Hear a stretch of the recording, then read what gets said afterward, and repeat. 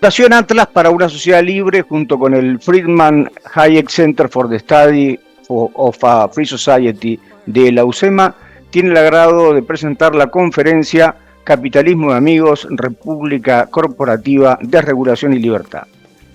El título de nuestra reunión de hoy debería ser la muy conocida frase de Víctor Hugo: no hay nada más poderoso que una idea a la que le ha llegado su tiempo. Impulsado por el clima de ideas prevalecientes a partir de la crisis del 30 y la evolución política que sobrevino a partir del 45, asistimos al nacimiento de la Argentina corporativa.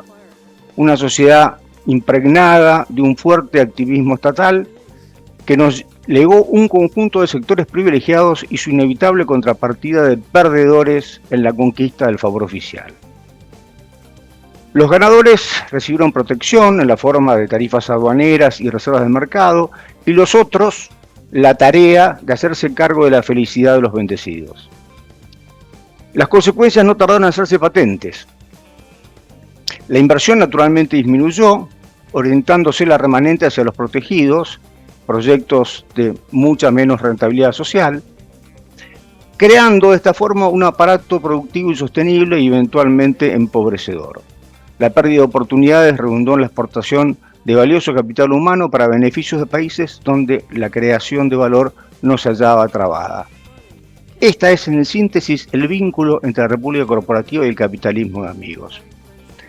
En 1988, en el marco de una crisis reiterada, Jorge Eduardo Bustamante acometió la doble tarea de construir tanto un manual de la captura del Estado como un plano catastral del país de los bendecidos. Lo primero es una suerte de enciclopedia de los términos y narrativas acuñados para defender el inverosímil concepto que nos aseguraba que el camino a la prosperidad nacional consistía en producir poco y más caro que los demás países, que eran considerados enemigos comerciales, a quienes debíamos negarle el acceso a nuestro mercado interno. Bustamante describió, a veces irónicamente, pero siempre con rigor, los distintos justificativos empleados para explicar la derogación del sentido común, así como las pujas sectoriales resultantes de tratar de apoderarse de un botín que rápidamente dejó de crecer más despacio de lo que se esperaba. Hoy que creemos que la libertad tiene una chance real de reorientarnos hacia un futuro común, donde la realización personal sea posible, somos deudores de este trabajo pionero. El mismo fue reeditado en 2023, alcanzando una repercusión muy importante que tal vez haya hasta sorprendido a su autor, incluyendo el reconocimiento explícito del ministro Sturzenegger sobre su plena vigencia como hoja de ruta del proceso de desregulación del sistema corporativo en curso. Esta conferencia es un modesto aporte a ese proyecto felizmente en marcha. Tenemos la suerte de contar con el autor de este importantísimo libro, el señor Jorge Eduardo Bustamante. Con él vamos a analizar la oportunidad, los desafíos del proceso en marcha que busca, de acuerdo al deseo de su propio autor, hacer finalmente obsoleto su libro de 1988. Bienvenido, Jorge, muchas gracias por estar con nosotros. José, gracias por la introducción. Muchas gracias a vos. Por favor, ha sido un placer realmente. Pregunta inicial. Tiene razón Víctor Hugo, mucho más relevante. ¿Llegó el tiempo de tus ideas? ¿Lo que no se veía en 2023 tal vez está hoy en marcha? Por supuesto, yo mismo estoy sorprendido. Fíjate que esta revisión del libro de República Corporativa, que después la voy a alcanzar, no la tengo al lado mío para que la vea quien interese ver la tapa, se tuvo un revival, ahí está, esa es la última edición. Tuvo un revival cuando alguien escribió en Segul que debería leerse nuevamente este libro, y mencionó también de Carlos Nino, y después una temporada en el quinto piso. Puso los tres. Y de ahí alguien de Segul me hizo una entrevista. Y en esa entrevista mucha gente opinó, se armó una rueda, y al final dije, lo voy a reimprimir como está, déjame la tapa nomás, el tamaño también cambió.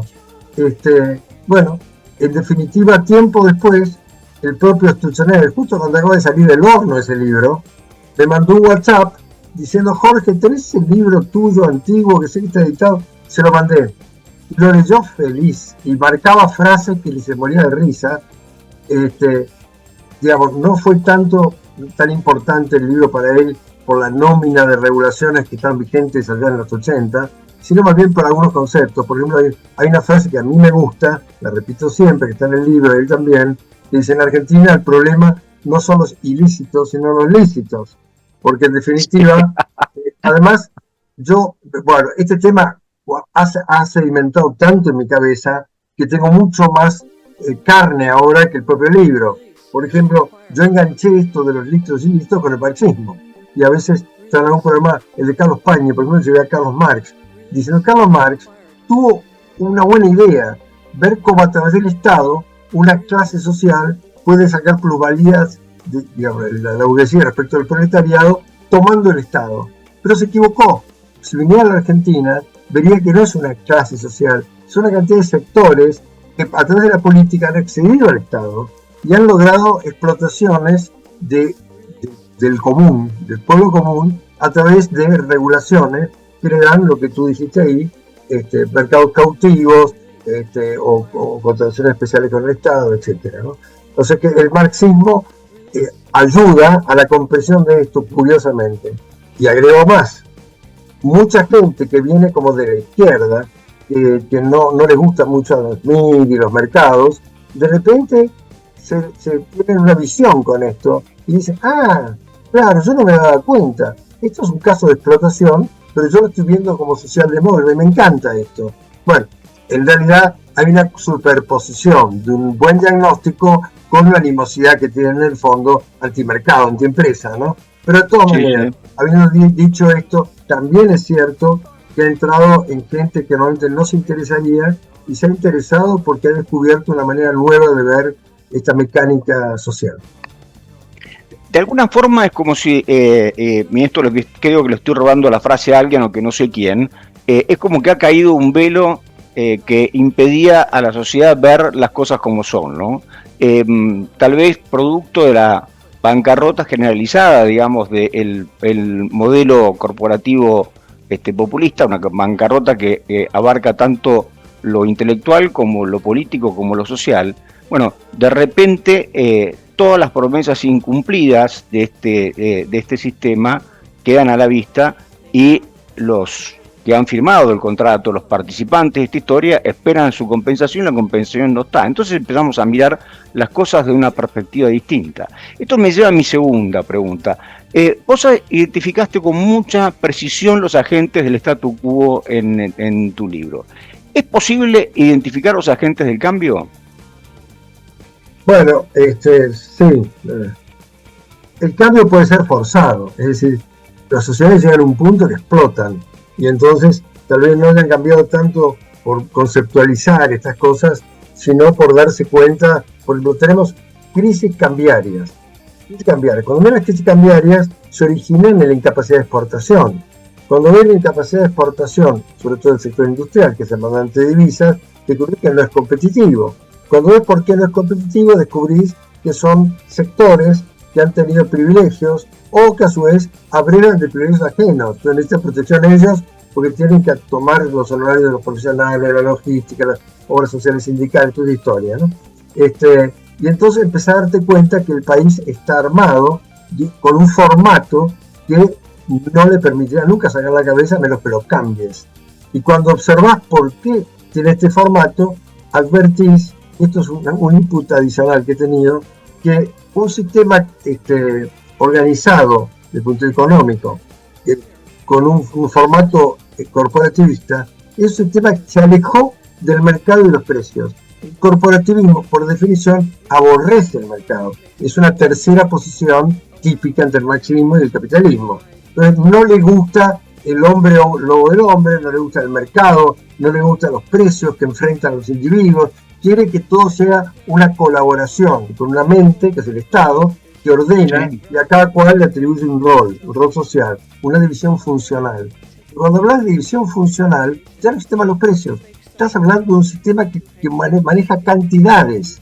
Es decir, en ese estado corporativo del 45 hasta ahora, es un estado donde te interesa que haya petroquímica que produzca, haya plantas de 25.000 toneladas, que haya una somisa que produzca 80.000, que haya, y todo se mide en cantidades. y el precio desaparece.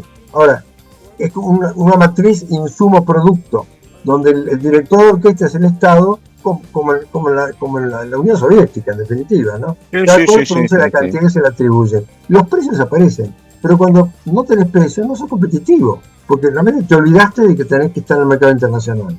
Entonces, en cuanto empezás a mirar de cerca eso, empezás a decir, pero acá lo que está faltando es un cambio de regla del juego. Necesitas volver a un sistema de incentivos que los actores vuelvan a mirar los precios y vuelvan a sentirse competitivos. Olvídate de ese organismo dirigido con una mente estatal y cada cual su función. Acá tenés un sistema de mercado.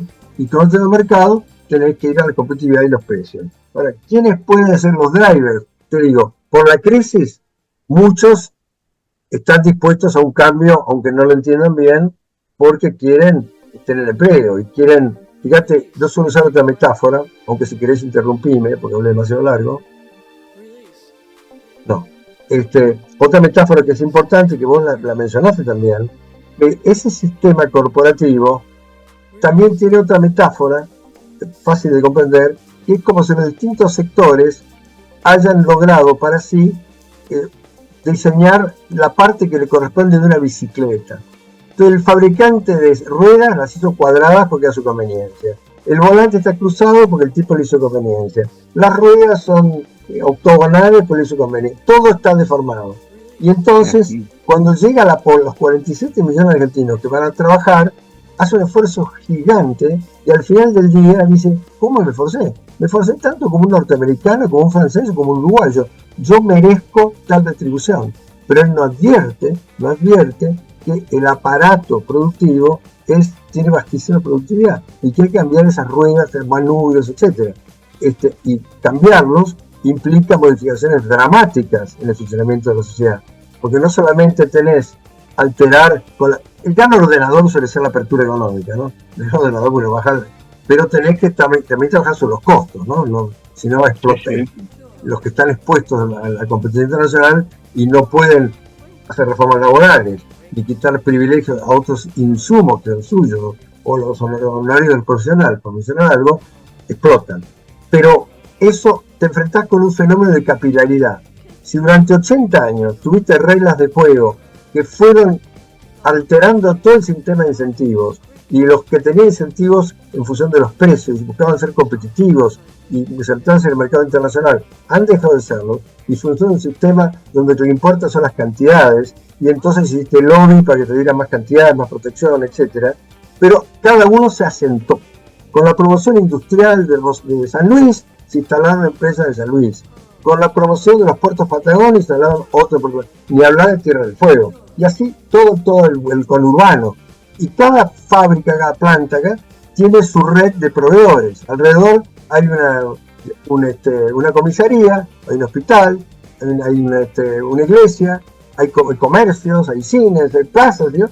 Y finalmente todo lo que está alrededor ignoran que sus tareas, que son las tareas de casi todos los argentinos, se puso en todo el país eso, ignoran que están todos agarrados por un artículo, por inciso, y el día que tocas el inciso que hace que el tipo que fabrica una cadenita de no sé qué cosa, se deshace todo eso otro, y vas a tener piquetes y reclamos, y los sacerdotes del tercer mundo, del primer mundo, y los obreros aliados con el empresario mismo que los trae al frente, siempre fue así. Entonces, cambiar eso es durísimo. Y eso se puede acelerar si reducís cuanto antes el riesgo argentino, el riesgo país, porque entonces tenés inversiones. Pero ¿qué pasa? Los dueños del cambio es el peronismo, básicamente en todas funciones, el kirchnerismo, el dialoguista, todo. Porque hay 3 rubros que al peronismo jamás le vas a poder sacar por propia voluntad. No modifique el sistema sindical y las leyes laborales, no modifiques el proteccionismo ni el Estado, la dimensión del Estado, porque tengo todo el mundo ahí adentro, y no me hables de corrupción. De la corrupción yo no me meto, esto que está para los demás. Bueno, entonces hay una llave maestra que está en el Congreso, que la tienen los gobernadores, ya lo vimos acá en Ficha Limpia, es la llave maestra de poder dar a este proyecto de desregulación, apertura y un horizonte de perdurabilidad. El inversor hoy puede ser un argentino, puede ser un extranjero, dice, todo está muy bien, es un genio, Milei es el milagro argentino, pero ¿cuánto durará? Entonces miran los ojos a toda esa gente que todavía tiene mucha gravitación en Argentina, y todos estos sonríen como dicen, no sé, deja que Milei venga al pie, a ver si lo hago o no lo hago. Y te muestra la llave del poder, cambiar la ley de personalidad gremial única en el 45, cambiar el régimen de convenios colectivos del 53, cambiar el régimen de obras sociales del año 70, cambiar los regímenes especiales que subsisten en la cantidad de sectores, cambiar los regímenes de colegios y consejos profesionales, los aranceles mínimos, bueno, montones de cosas. By the way, leí por ahí chiquitito que están preparando una ley de revolución completa de las profesiones. Va a volar por el aire esto, dije que salga.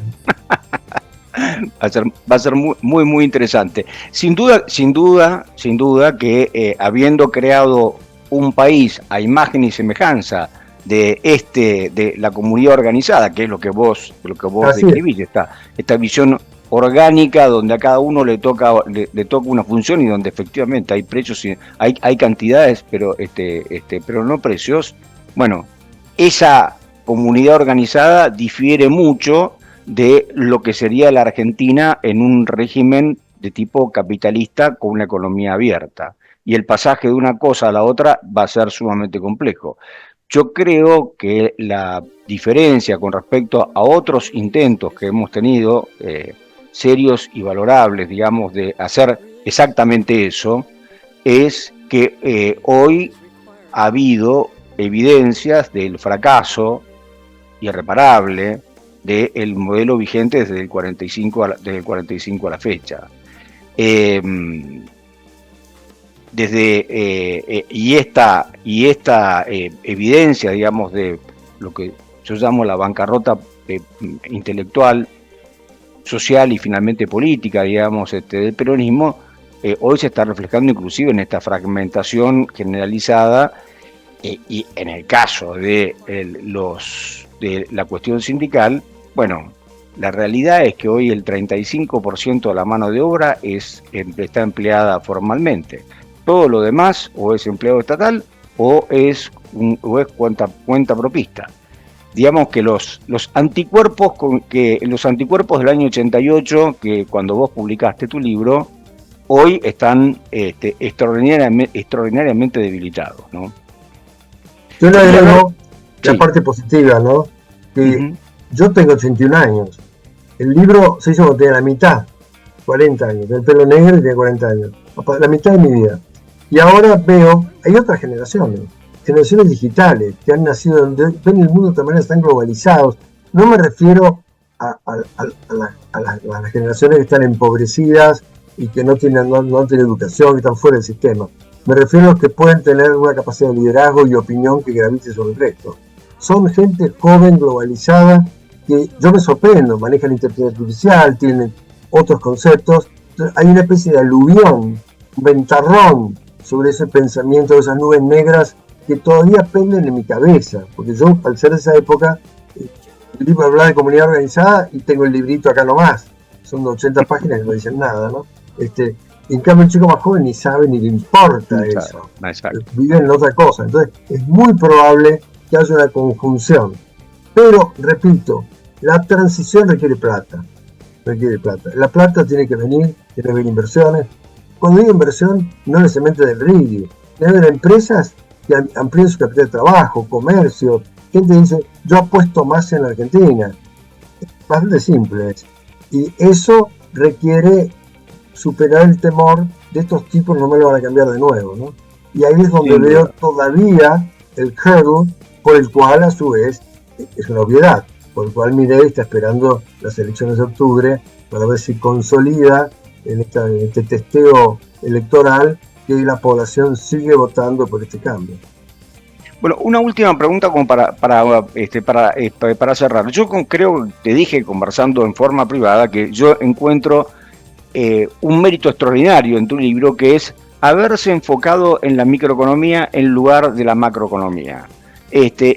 Tu libro permite visualizar las cosas que nos perdemos producto de haber hecho las cosas como las hicimos. me parece un aporte fundamental a la batalla cultural, que forma parte indudablemente de asegurar la perdurabilidad de los esfuerzos que se están haciendo. ¿Cómo ves vos la comunicación, la difusión de las ideas, el debate? ¿Qué te gustaría que estuviera pasando en ese terreno? Bueno, perdón, desde el punto de vista de esta visión, de alguna manera fui un autor, tal vez en el 88 no me daba cuenta de lo que estaba haciendo en la repercusión que va a tener ahora.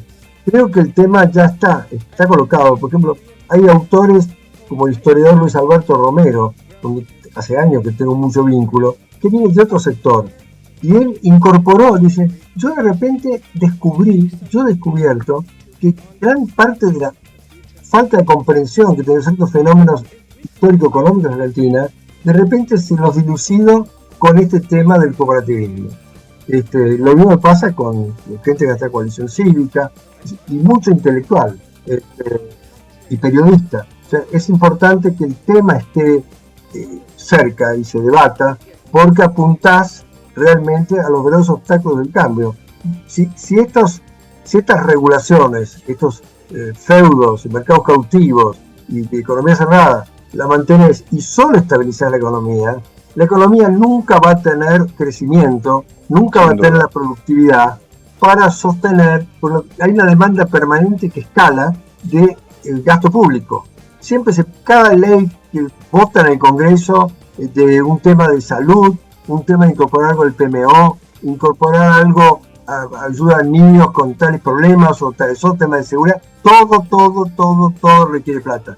Entonces aumenta el requerimiento de plata y la productividad de la economía no aumenta. Pero la manera de mantener las cosas simétricas es advertir que la productividad aumentará solo con estas reformas profundas que requieren pelearse con muchos amigos también, ¿no? Porque en definitiva los ganadores del sistema es gente que tiene actuación pública y yo como abogado he interactuado con ellos, etcétera.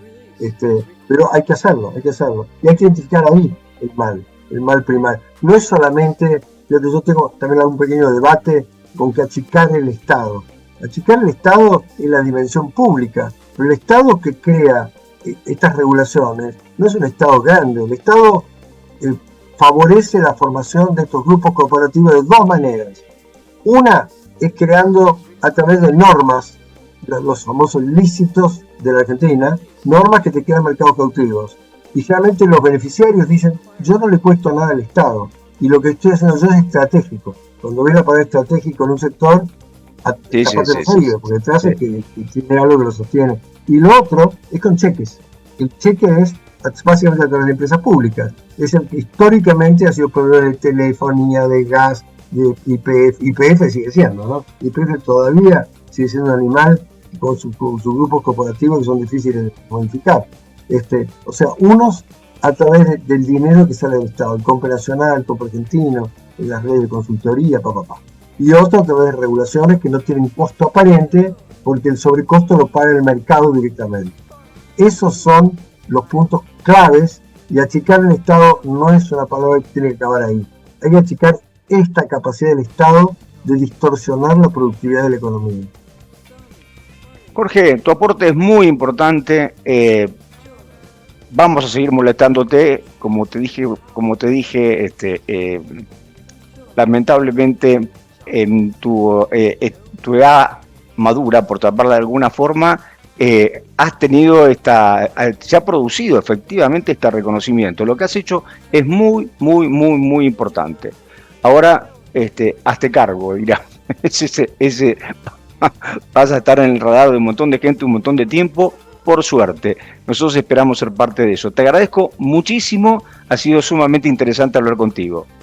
A vos por tu generosidad, La verdad es que no tengo esa gravitación que tú me das, porque acá estamos en el Petit Comité de la Fundación Atlas, donde desde históricamente simpatizamos con otras ideas. Cuando salís a la calle nomás, la gente no sabe ni quién soy, ni qué ideas tengo, ni nada. Pero bueno, vamos a ir remando desde aquí y otras pantallitas para ver si podemos difundir estas buenas ideas. Magnífico, un abrazo grande. Saludos y gracias.